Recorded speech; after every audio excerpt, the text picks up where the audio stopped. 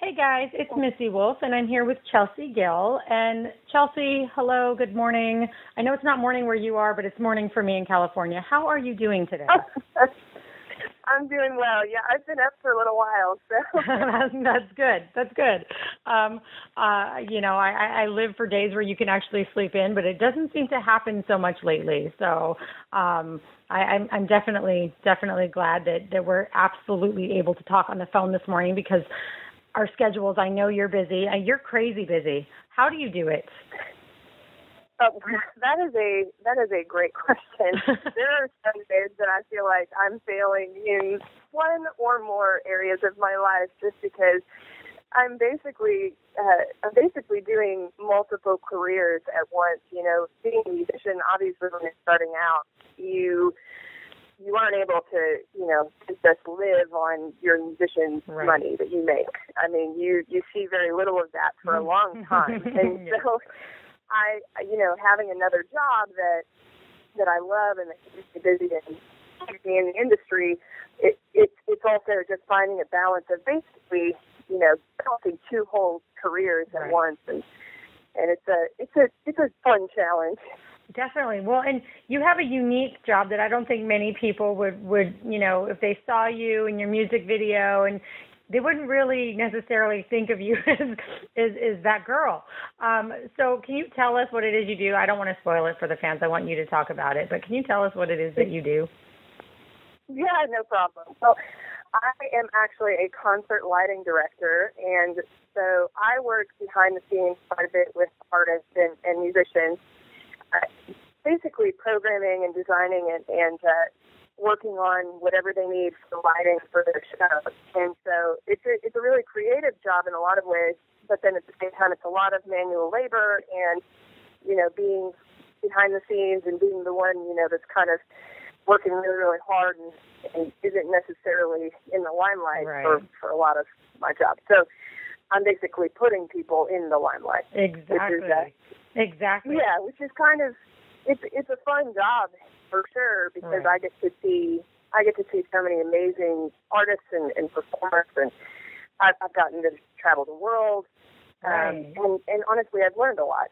Well, and that's one of the greatest things too, and I'm so glad you said that. You've learned a lot because when you travel and you're able to go from place to place and state to state, even countries, it's like you're learning so much about the areas and the cultures, and it's not just the people and the different venues. You take in a lot. I mean, people are so different.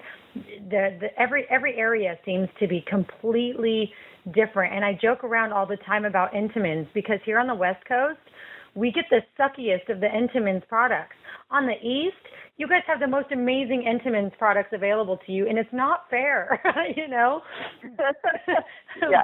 But just so little things, little differences are huge, and the fact that you get to experience that, I'm really actually very jealous of. I mean, it's like life on tour. It's really cool. Yeah, I get a lot of people who they'll see a picture or something like that, and they're like, "Oh, I'm so jealous of your life," and most of the time they get to see the kind of more glamorous moments. Yeah. They don't get to see the times that I'm sweating and I'm covered in like dirt because we're at some festival and it's just terrible.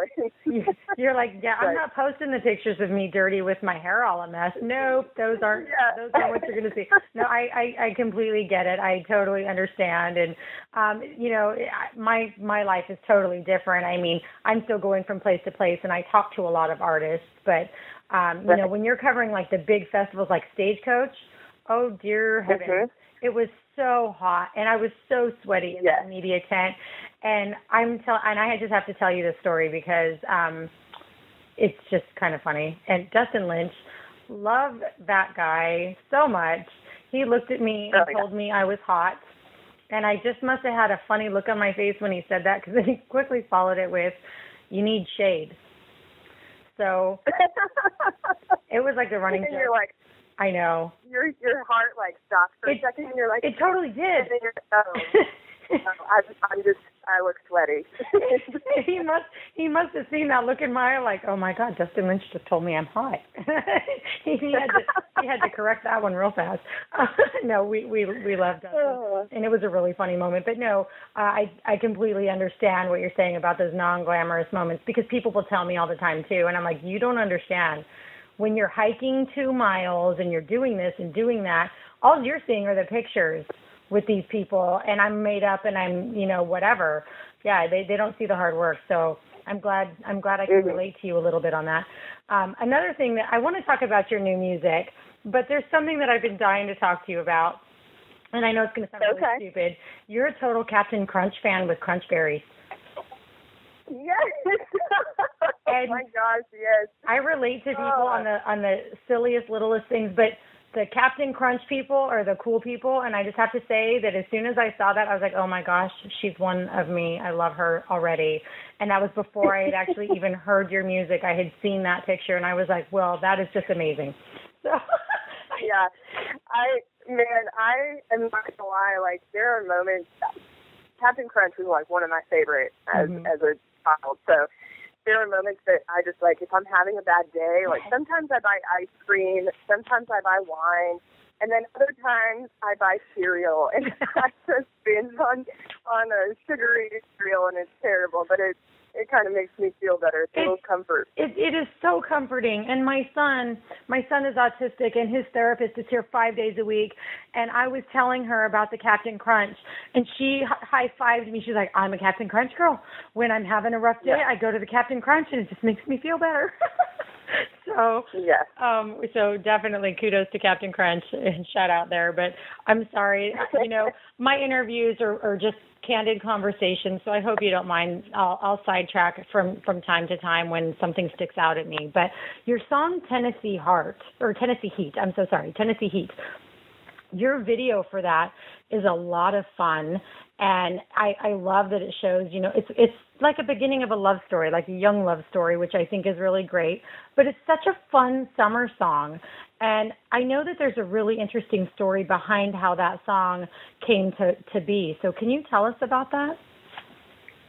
Yes, definitely.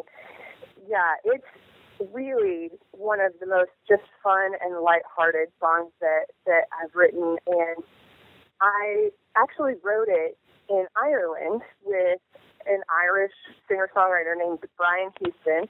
Mm-hmm. He's incredible. He's opened for like Van Morrison. He's an amazing artist on his own. And I was studying abroad and stayed with his family while I was over there, and kind of got connected to him through the management that I had at the time. And so we were working together one day. We were like, well, we should probably write together. And so I pulled out a notebook, and I had some ideas and some lyrics. And Brian took a look at what I had already started, and he saw the line, "We're stoking a fire in the Tennessee heat." And he pulled that line, and he was like, oh, my goodness, okay, this is our hook line. Mm-hmm. Now let's build the whole song just around this. And so we ended up just basically brainstorming to just back to when we were first falling in love as kids, when we were, the first time we ever like saw that guy across the room, and we're like, I think maybe he likes me. And, and so we ended up having such a good time, like thinking back to our memories. Mm-hmm. And I know for me, I grew up in Michigan, and a lot of people don't associate Michigan with country, but I grew up in the country. And so we had bonfires and hay rides and constantly just, being outside. And those were the moments, honestly, where I remember, falling in love and enjoying this time that was just kind of uncomplicated. Right. And so with Tennessee Heat, that was really what I wanted to embrace in writing it. And then even when we did the video, we had such a good time making the video. Like you on the bike was so cute, I have to say. I was just like, oh my God, she's such a doll. I loved it. And you guys actually look like you had so much fun filming. So that's really cool to see. Almost the entire thing was like candid. Mm-hmm. We just literally, our video director and camera guy just kind of followed us around. the guy in the video with me is a good friend, and so we just basically goofed off all day, and that's what you see in the video. So. Oh, that's great. And, you know, the guy that's in the video with you, I have to tell you, and I hope that he doesn't get offended by me saying this, but when I first heard the song, you know, because I hit play and I'm like, you know, doing things, and I hear this voice, and I'm like, oh my gosh, is that Colton Swan? He reminded me so much of Colton Swan, and then I come over and I look at him, and I was like, well, he kind of sounded like Colton Swan, but he looks more like Jake Gyllenhaal. And I was like, oh my gosh, like it was, and he has the cutest dimples and one of the greatest smiles ever that I've seen. And genuinely, you guys just looked so happy, and you actually looked in love in the video, which was really cute. And so I was like, okay, this isn't just an actor or somebody she hasn't really known that's singing with her. She's had to have known this person for quite a while, because your guys' chemistry just seemed to connect. Yeah. I've known him for probably, I don't know, 4 or 5 years. He's actually, I hate to like to burst anyone's bubble. He's actually not the guy singing on the record, and so that's kind of people are like, oh, his voice doesn't sound like how he looks, and I was like, well, that's because it's not the guy that he's on the record. All right. But I do sing with the guy that's in the video. His name is Blake Mundell, and I sing with him quite a bit. He's an amazing artist also. But he filled in because basically we were in a time crunch for the video and couldn't get Leland, who sang on the record, to come out. So, anyways, but point being, he gets the Jake Gyllenhaal thing all the time. Okay, see, I'm glad, and you know, and I'm sure he's probably sick of it then, and so okay, for that I'm sorry, but at the same time, like, it's really, that's a good thing. Like, for most of the females out there, that's a really good thing. Exactly. Yeah, definitely. Well, and so there's something else that you're doing with this song, with the video, that I think is incredible, and I want to talk more about that because you have a huge heart, and you are donating to a really good cause for every 10 views on this video. And I want you to explain that to everybody, because not every artist goes above and beyond like you. And you weren't forced or pressured to do this. And this is just something you're doing out of the goodness of your heart. And I admire it so much. So tell us what that is. Well, when we went into planning and stuff with the team that I've got around me for the video, I just really, I wanted to bring a different aspect of my vision and my heart into this release, being one of the first, my very first music video that I released and everything. I really knew it was going to be a launching pad, and as much as I wanted it to launch the music and obviously everything that I'm working for, more than anything, I wanted it to launch my vision and my heart as an artist as well. And so I ended up trying to think through some ways to give back and to somehow tie in my music with something bigger than me. And kind of got this idea coming up on Memorial Day that maybe we could tie in the video and release with some kind of charitable donation, something that, you know, got people involved, but also just was something that I could show my heart for those in need around us. So I ended up deciding that for every 10 views of the video, I would donate $1 to Children of Fallen Soldiers Relief Fund, which is a charity that focuses on families that have lost a parent or spouse, you know, to service over in the military, you know, overseas. So I really wanted to tie that in with Memorial Day and also just be able to give back in a way that showed that, hey, like, as much as, yes, I'm chasing my dreams, I'm also chasing them because of something bigger than me. And wanting people to be a part of that. And honestly, I'm a young artist, and so giving as much as I could at this point was just something on my heart that I wanted to show from the very beginning. You know, I didn't want to get to a point as an artist where it's like, oh, well, now she's a millionaire, so of course she's giving her money away. I wanted to make a point that it's bigger to me. It's more than just trying to get a tax deduction. That right? is not my heart whatsoever. Oh, I'm so glad you said that, because I think that all the time, and I'm like, sometimes it just really bums me out. So, when I see an artist who's actually genuinely giving because that's something they believe in and that's what they want to do, and that's part of the reason why I'm such a big, huge Bon Jovi fan too. Like, I was a Bon Jovi fan when I was little, but that man has continued to help countless people and different charities, and and it's like, so when you see someone who starts off and they're immediately like, I'm going to help this cause, and you know what, then I'm going to help this one, and you're also helping with Muscular Dystrophy Association. So I mean, you're my kind of people. You're just my kind of people. I just love when people have a good heart, and thank you on behalf of everybody who's benefiting from this. Number one, thank you for them, because I know that with your efforts, it means the world to everybody. And, my family has endured quite a few things over the years, and we've had to we've benefited from, like the Orange County Ronald McDonald House charities, and so, we know what it's like on the receiving end of people who just have a caring heart. So thank you. That is amazing work. And I'm so proud of you for that. Well, thank you. I appreciate that, and I just hope that I'm in a position that I can keep pursuing finding ways to give back in the future too. So I'm just really excited that I'm blessed enough to be at a point where I could give. And a lot of musicians just can't. Right. At this point, being young and not necessarily making a dime. Right. To be completely transparent, I've spent a lot more money on music than I've made off of it of my own. So. And you know what? And I hear that a lot. And it really is a tough industry. And I learned a lot during this year's CMA Fest, actually. And would you discover how many artists are paying to play there because they're not big, huge names? It is heartbreaking. It is so difficult, and I was so blessed to be able to get included in some CMA Fest shows, but even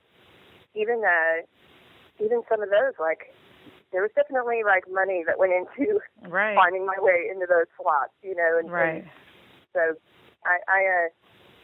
it's amazing how much the industry has changed and really pushed musicians to work extra hard and pursue this really wholeheartedly. So absolutely. Well, I'm glad you're doing it. You, number one, you have an incredible voice. You're so much fun to listen to, and you're oh my God, I wrote the name down, but it's the song the what kind of trouble are you? What kind of trouble? Or what kind of trouble? Mm-hmm. Yeah. Oh my gosh, I saw you singing that at the Country, which I love that place, and they have the coolest bathrooms there. But I saw you singing that, and I was like, wow.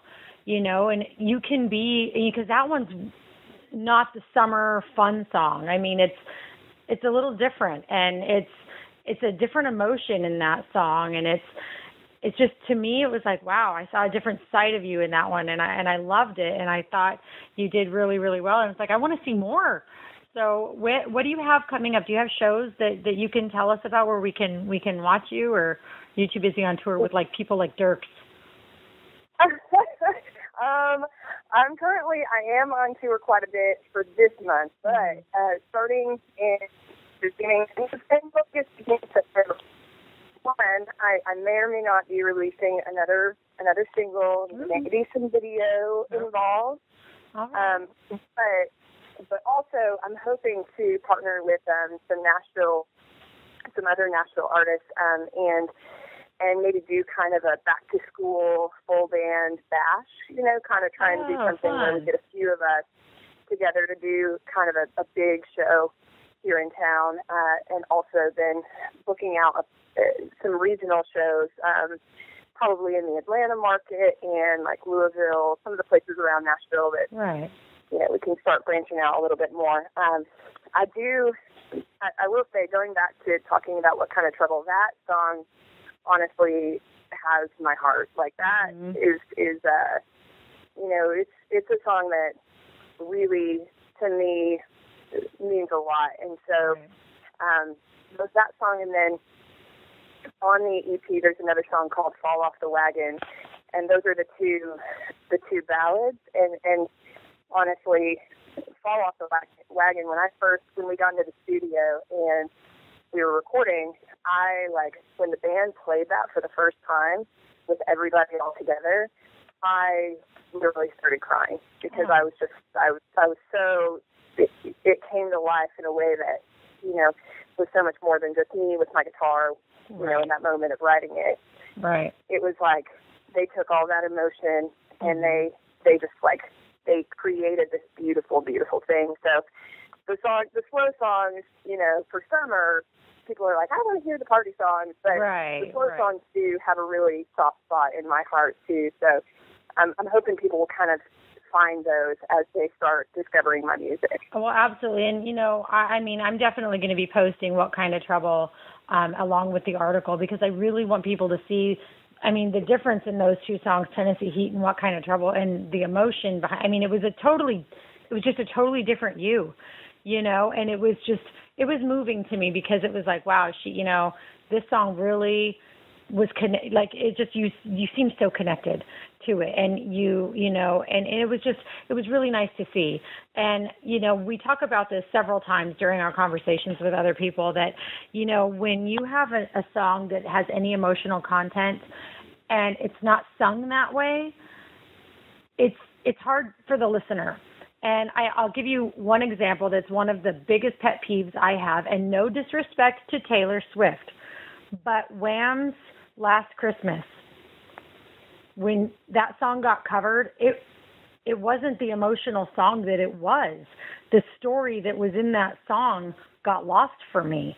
And she sang it with a smile, and it's like, that's not a happy song. It's, so you connect with the emotion in the lyrics, and I think that's really important. And I think there are many artists who are talented and do it great, and then there are some that, fall short or whatever, but you do a fabulous job. So I wanted to credit you on that, because that's one of my biggest pet peeves.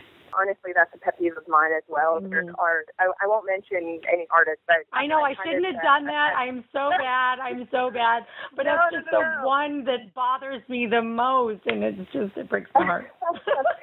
No, I was just going to say, I think everybody probably has a moment where they kind of, have a hard time connecting or whatever in their career. But that is one thing with artists that I, they do these songs and they're emotional songs, and they may have wonderful voices, but they just seem disconnected. And I just, that as a songwriter, that's just such a, it is a pet peeve. It's a frustrating thing. Yeah, definitely.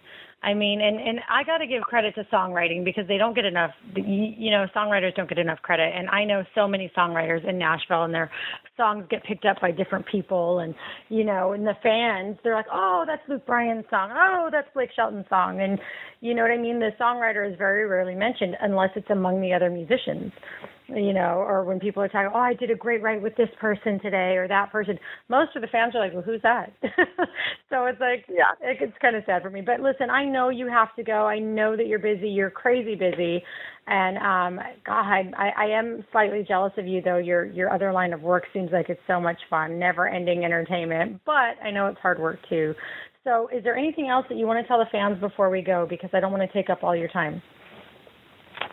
I guess I just want to say, I hope that fans will jump in and go ahead and take a look at the Tennessee Heat video.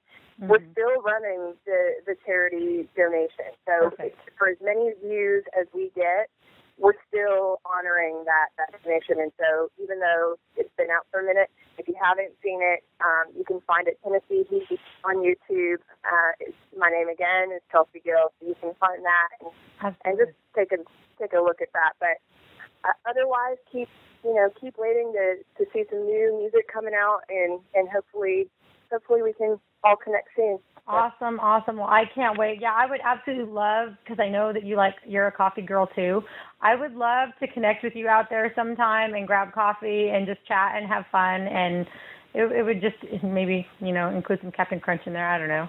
Oh yeah, of course. I will go ahead and I'll find you on the socials, and we'll connect. Absolutely. And if you want, you can come to my house when you come to Nashville, and I will make sure there's plenty of Captain Crunch.